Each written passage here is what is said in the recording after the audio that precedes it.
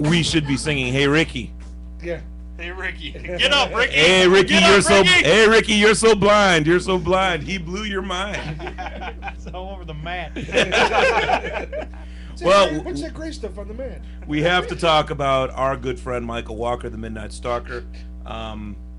Came in against Dannie Jacobs, who was just worn out, tired from fighting the week before. yeah, he's a Golden Boy prospect. Yes. So on this whole card, basically lined up with prospects. Michael Walker, as they were saying on the telecast, gave out the toughest fight of the opponents. Absolutely. I'm not going to split hairs here, though. This is an unbiased boxing show. I'm not going to sit here just because we are friends with Michael Walker and say that this was his greatest performance ever. This was not his greatest performance ever, and if he was here, he would tell you the same thing. I guarantee he would. I don't know what he would say, but it would involve that things obviously did not go his way. I mean, I don't want to speak for him. I mean, he's a good friend of ours. I'm not going to talk shit about him, but it looked like his problem was he was getting hit a lot on the way in, which you see a lot with local fighters, the 1 in a million fighters. They get hit on their way in. I mean, we've seen what 2 weeks ago with Derek Finley, the same kind of thing happened. it's a style thing. It's a style thing that they need to work on at their gym, I think. It's definitely not a toughness thing. Both of those guys can go 10 rounds with anybody. And they even said Michael Walker can fight anyone and go 10 rounds. And it partially because of his defense. I mean, he has an outstanding defense. It's not that he was getting hit on the way in necessarily, but he wasn't hitting Jacobs on the way in. I think his biggest problem, first of all, he was giving away 5 or 6 inches. Yeah, that wasn't helping either. And he doesn't have real long arms, so he's coming in short armed, giving up. And when you're taller like that, you can lean back on the ropes or lean back and roll some of those punches, because the arms of the guy you're fighting, isn't the same. I think the fight would have been a lot closer between Michael Walker and James Kirkland, because Kirkland is a shorter fighter. More of a power puncher. Michael Walker said he thinks he would have had less of a problem because he could have took the power, and he thinks he might have been able to catch Kirkland a little bit more than Jacobs, who's a slicker boxer. See, that's the thing. Michael Walker's not going to get hurt by any of these guys. No, and I think he's got a chin. And he's fighting at middleweight, and he was planning on fighting Kirkland at junior middle as well. I think the height thing really had a lot to do with it, and they talked about it quite a bit. The announcers did, because of the fact that he was giving up so much height and so much length. He's not a tall man. No, he is. So obviously this is something he's been dealing with. I mean, he's a grown man. He chose to fight it. They also kept saying that Jacobs didn't have any power. He has 16 wins, and 14 of them were KOs, and one of these was against Michael Walker in this fight. True. So I mean, one of his other fights was not a knockout, other than this fight. So he definitely has some powers, and it might not have been against the caliber of fighter that Michael Walker is, but he's been fighting on ESPN here a couple times. He fought on Telefutura, so he's not ducking guys either. Oh, no one's about to say that. No one that knows anything. I think he does. I think he does have some power, and I think Michael Walker did a good job with his defense to make sure to negate that power a little bit, enough to make it throughout the fight, but not enough to win. Yes. Well, I really believe that Michael Walker has been said that he could stand up to anybody for 10 rounds, and I truly believe that.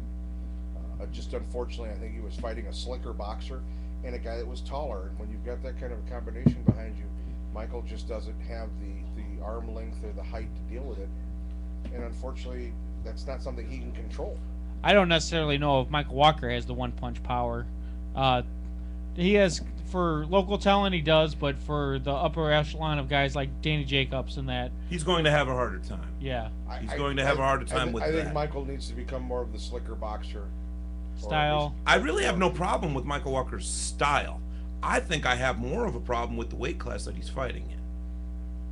You think he should be fighting more down in the? I'd like to see him junior middle. I think that would have been a good junior middle. I think that'd have been a more interesting welter? Fight. It would bring more guys down to his height, his reach. Junior middle, super welter. Depending on what belt you're talking about, depending on which TV federation you're talking about, Alphabet Soup. Which TV belt? Yes, of course, the Ted DiBiase belt in that case. Got to talk about one of the other undercards, Mike Alvarado, who we've covered twice now in Chicago. Me and Mo have. At junior welter, Mike Alvarado wins an 8-round unanimous decision over Joaquin Gallardo 80 to 71 twice and 79 to 72. Alvarado still undefeated at 26-0 with 18 knockouts. Just messes this guy over. I don't think I've ever seen him not knock somebody out. So that speaks in volumes for Gallardo that he could actually go the distance here. They're talking about Mike Alvarado actually fighting Malignaggi on the undercard of Pavlik against Sergio Mora. Last week when I spoke, I know.